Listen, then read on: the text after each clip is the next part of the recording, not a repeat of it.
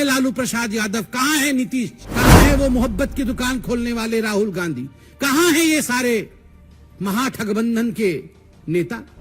एक के मुंह से एक शब्द नहीं निकला, एक शब्द नहीं निकला। राहुल जी कहां है आपकी मोहब्बत की दुकान का कोई जिक्र नहीं है। आप तो पूरे हिंदुस्तान में मोहब्बत की दुकान खोलना चाहते हैं। आपके आकांक्षाओं का मेगा मॉल खुला हुआ है, the mega mall of your ambition. You want to become the ruler of this country by hook और बाय क्रुक। और अगर हमारे लोग हत्या कर भी रहे हैं तो कोई बात नहीं है, वहां मोहब्बत की दुकान की आवश्यकता नहीं। का गणना चल रहा है और स्वाभाविक रूप से जहां तक बंगाल का स्वभाव है, हम जानते हैं कि कहा जाता था कि what Bengal thinks today India thinks tomorrow. जिस भूमि से कभी वंदे मातरम के शब्द उपजे थे, आज बड़े दुख के साथ कहना पड़ रहा है कि आज उसी भूमि में थैंक्स टू टीएमसी जिस प्रकार की हिंसा हो रही है वो अपने आप में अप्रत्याशित है। इससे पहले कभी इस प्रकार की हिंसा न हमने कभी देखा था, न किसी चुनाव में सुना था। चुनाव और हिंसा आज बंगाल में पर्यायवाची शब्द बने हुए हैं और बंगाल में ये कोई पहली बार हो रहा हो ऐसा विषय भी नहीं है। इस बार के पंचायत के चुनाव जो कि अभी 8 जुलाई को संपन्न हुए, आज काउंटिंग चल रहा है। आज अखबारों में हर जगह यह खबर छपी है कि लगभग 45 लोग आज तक, जब से नॉमिनेशन आरंभ हुआ है और काउंटिंग अभी चल रहा है, लगभग 45 लोगों की हत्या की जा चुकी है। 45 people have died as of today as far as the panchayat elections of 2023 in West Bengal is concerned.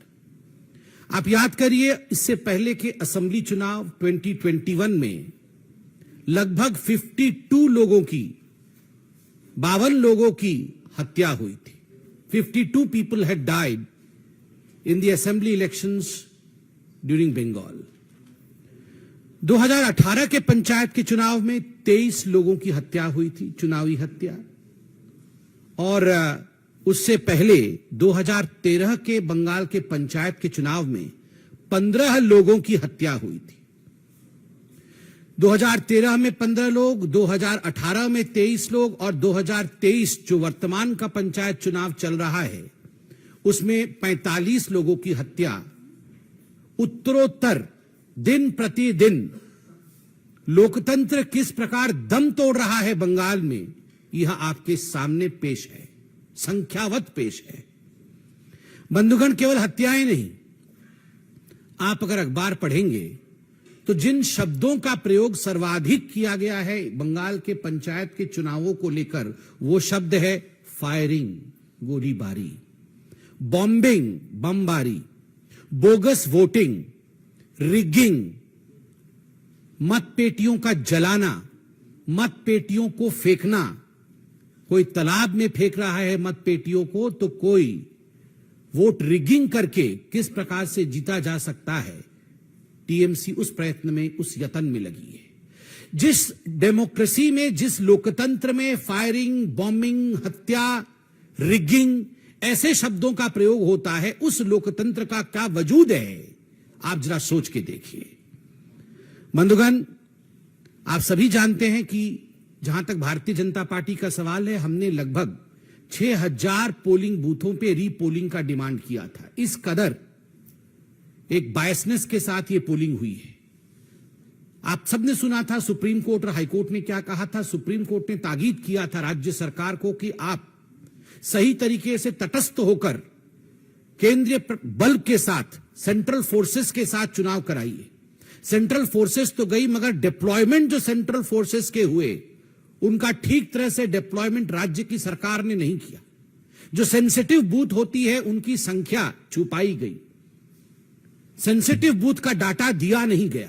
Central forces के होने के बावजूद 45 लोगों की हत्या, यह दिखाता है कि राज्य सरकार किस प्रकार से एक प्रायोजित रूप से इन हत्याओं को अंजाम दे रही थी। यह एक स्टेट स्पॉन्सर्ड मर्डर है। ये जितने लोग मारे गए हैं यह प्रायोजित है। This is not accidental, this is state sponsored murder of democracy in West Bengal. और केवल राजनीतिक पार्टी ही स्पॉन्सर कर रही है ऐसा नहीं है, इंस्टीट्यूशनलाइजेशन, संस्थागत मर्डर है। अर्थात इसमें पुलिस प्रशासन से लेकर जो डिस्ट्रिक्ट अधिकारी होते हैं और जो प्रशासनिक अधिकारी होते हैं वह सब सम्मिलित हैं। एक तरह से सबके मिली भगत से यह स्टेट स्पॉन्सर्ड इंस्टीट्यूशनलाइज्ड मर्डर आज वेस्ट बंगाल में हो रहा है। आप सोच के देखिए, 21वीं शताब्दी में भारतवर्ष बैठा हुआ है। मैं भी सोशल मीडिया में हूं, आप भी सोशल मीडिया में हैं। आजकल कुछ छुपता नहीं। जब हम सोशल मीडिया और फेसबुक पे देखते हैं एक के ऊपर एक लद करके डेड बॉडियों को ट्रक से या बस से उतारा जा रहा है और स्ट्रेचर्स में डाला जा रहा है, किसी के हाथ मुड़े हुए हैं, किसी के पांव मुड़े हुए हैं, और ये किसी एक्सीडेंट का सीन नहीं, ये कोई दुर्घटना का दृश्य नहीं, ये मर्डर है, ब्लेटेंट मर्डर। दिन दहाड़े हत्या की गई है केवल इसलिए क्योंकि आप टीएमसी को वोट नहीं कर रहे। और ये कोई केवल भारतीय जनता पार्टी के कार्यकर्ताओं का मर्डर नहीं है, इसमें कांग्रेसी भी हैं, इसमें कम्युनिस्ट पार्टी के लोग भी हैं, इसमें बाकी पार्टी के लोग भी हैं, ऐसे लोग भी हैं जिनका राजनीति से कोई लेना देना नहीं है, वो केवल वोटिंग करने जा रहे हैं। ऐसे लोगों की हत्या हुई है। जब इस प्रकार का दृश्य सोशल मीडिया और फेसबुक में हम देखते हैं तो मैं कई बार सोचता हूं कि अगर यही दृश्य कोई भाजपा शासित राज्य से आ रहा होता तो हाहाकार मच गया होता। ये सारे नेता, ये जो हाथ पकड़ पकड़ के कभी बेंगलुरु में खड़े होते हैं तो कभी किसी और राज्य में खड़े होते हैं, महागठबंधन का दृश्य दिखाते हैं। कहां है वे सारे नेता? कहां है लालू प्रसाद यादव? कहां है नीतीश जी?